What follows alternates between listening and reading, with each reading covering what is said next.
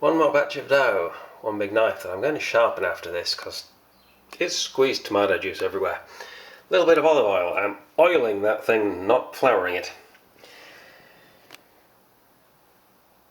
29 blocks out of 32 pieces of a dough ball. That's the second one. I'm making 2 at a time again.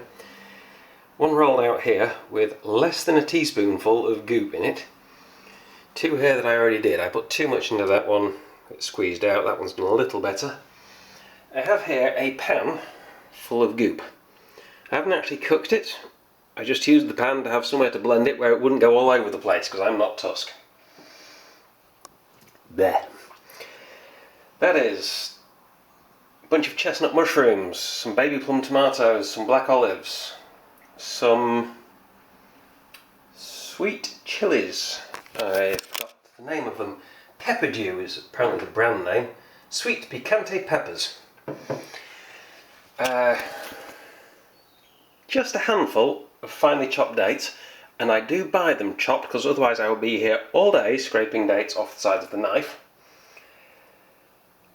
And a few red jalapenos.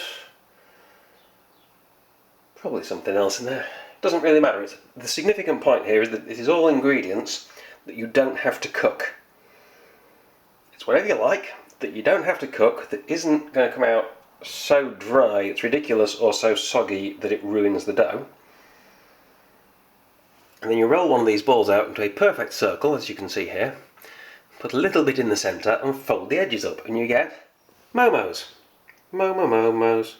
Lembas momos. Yeah, those things. If you want to learn how to make real momos, go to Nepal and go to a cooking school. But I am going to make I'm going to make that many of these little guys, and whatever's left I can just put olives in them or just bake them as wafers. And we shall see how that goes.